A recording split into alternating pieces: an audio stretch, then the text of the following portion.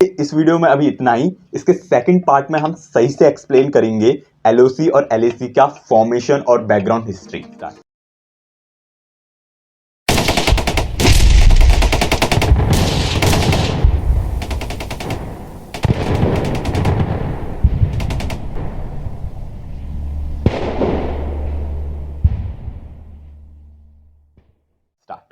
LOC या cease fire, ये कहानी और मुद्दा स्टार्ट होता है 20 अक्टूबर 1947 में।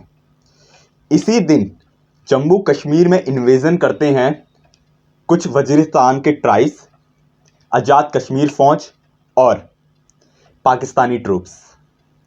तब तक जम्मू कश्मीर भी ना तो भारत का हिस्सा था और ना ही पाकिस्तान का हिस्सा था।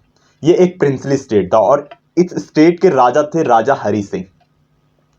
बट अनफॉर्चुनेटली 20 अक्टूबर को जब इन्वेजन स्टार्ट हुआ तो डायरेक्टली राजा हरी सिंह ने इंडिया से हेल्प मांगी। बट उस समय ना तो कश्मीर भारत का हिस्सा था ना ही पाकिस्तान का हिस्सा था। ये एक इंटरनेशनल मामला था और भारत को आज़ाद हुए कुछ चंद दिन ही हुए थे, इसीलिए ना तो भारत की ऑफिशियली कोई कैबिनेट बनी थी ना ही कोई ऑफिशियली कोई लीडर था। तो सीधा अब मामला ज़्यादा है भारत के उस समय वाइस राय के पास, लॉर्ड माउंटबेटन के पास। So Lord Mountbatten observed the situation very carefully and came to a conclusion कि ये एक इंटरनेशनल इशू है, क्योंकि कश्मीर ना तो इंडिया का पार्ट था ना ही वो पाकिस्तान का पार्ट था। तो इसीलिए इंस्ट्रूमेंट ऑफ एक्सेशन डॉक्यूमेंट जो था वो राजा हरी सिंह के पास भेजा गया और इस उम्मीद में कि he will sign the document and India would be able to send its troops to the territory. And the same thing happened. Raja Hari Singh signed the document and India sent their troops to the territory और वो उस situation को control करने में successful रहे। 31 दिसंबर 1947 एक ऐसा दिन, इसी दिन एक नया मोड़ आता है इस कहानी में। भारत यूएन के लॉ 6 चैप्टर के अकॉर्डिंग एक कंप्लेन लॉन्च करता है अगेंस्ट पाकिस्तान और इसी कंप्लेंट को मद्देनजर रखते हुए यूएन 21 अप्रैल 1948 में 3 रेजुलेशंस भेजती है। बेसिकली ये 3 रेजुलेशंस क्या थे? पहला था सीज फायर ऑर्डर, दूसरा था ट्रूस एग्रीमेंट और तीसरा था अदर्स।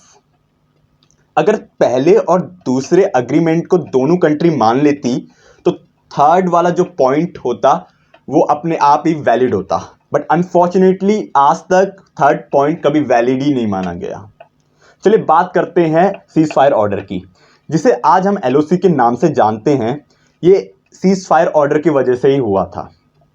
सीज फायर ऑर्डर का मतलब था उस समय कि दोनों कंट्रीज की ट्रूप्स जहां भी है वो वहां रुक जाए और इनके बीच एक बॉर्डर या एक लाइन बनी जाए जिसे ये क्रॉस नहीं करेंगे। और दूसरा था truce agreement. Truce agreement basically ये पाकिस्तान के लिए बना था, और इस एग्रीमेंट में लिखा था कि अगर पाकिस्तान एडमिट करती है कि उन्होंने जम्मू कश्मीर में इन्वेजन किया था, अपनी ट्रूप्स भेजी थी और वजीरिस्तान की ट्राइब्स को भड़काया था, तो ये जो थर्ड पॉइंट है दोनों कंट्रीज अपनी ट्रूप्स को पीछे लेगी और सिंपली एक बॉर्डर बनेगा जो जम्मू एंड कश्मीर मतलब जम्मू कश्मीर में होगा। बट आज तक उन्होंने सेकंड पॉइंट मतलब कि ट्रूस एग्रीमेंट को कभी एक्सेप्ट नहीं किया। इसी वजह से एलओसी अभी तक बरकरार है। कुछ लोग कहते हैं कि ये गलती उस समय जवाहरलाल नेहरू की थी कि उन्होंने एक कंप्लेंट लॉन्च की अगेंस्ट पाकिस्तान के यूएन में जाकर। कुछ कहते हैं कि ये एक समझदारी भरा काम था। अगर बात करें इस चीज़ की तो वीडियो और लंबी बन जाएगी, तो कभी इस बारे में दूसरी वीडियो में बात करेंगे। अब बात करते हैं एलएसी की। तो बात की शुरुआत होती है 1865 से, जब फॉर्म हुई लाइन जॉनसन लाइन, जिसको स्टेप बनाया गया था विलियम जॉनसन द्वारा। और इसमें जो अक्साई चीन वाला जो रीजन था वो जम्मू कश्मीर का पार्ट बताया गया और इस बात को जम्मू कश्मीर के राजा हरी सिंह ने भी एक्सेप्ट कर लिया था। लेकिन इस प्लान को चाइना के आगे प्रपोज इसलिए नहीं किया गया क्योंकि चाइना भी उस समय प्रिंसली स्टेट्स में बटा हुआ था। इस वजह से ये प्लान को चाइना के आगे नहीं दिया गया। अब इसके 30 साल बाद यानी कि 1895 में फॉर्म हुई 2 लाइन्स, मैककार्टनी और मैकडोनल्ड्स लाइन, और यही प्रपोजल को फिर से चाइना के आगे प्रपोज किया गया। लेकिन अनफॉर्चुनेटली इस बार भी चाइना का कोई रिस्पॉन्स नहीं आया। भारत ने आज़ाद होने के बाद एक मैप की फॉर्मेशन की और उस मैप में चाइना और इंडिया के बीच जो जॉनसन लाइन 1865 में फॉर्म की थी उसे एक्सेप्ट किया गया और उसे ही इंटरनेशनल बॉर्डर माना गया। बट चाइना में कम्युनिस्टों की पार्टी बनी और कम्युनिस्टों की सत्ता आई, बट उन्होंने इसे फॉलो नहीं किया और इस प्रपोजल को एक्सेप्ट नहीं किया।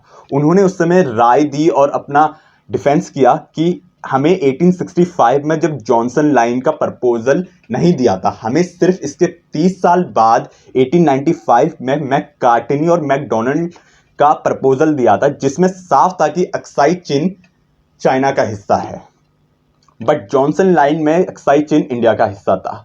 और विशेषज्ञ मानते हैं कि यही सबसे बड़ा रीज़न था इंडो-सीनो वॉर का 1962 में, जिसकी वजह से इंडिया को अनफॉर्चुनेटली उसमें लॉस्ट हुआ, इंडिया हार गई वो वॉर और अक्साई चीन वाला हिस्से को इन्होंने ऑक्यूपाई कर लिया और इसी वजह से LAC का फॉर्मेशन हुआ।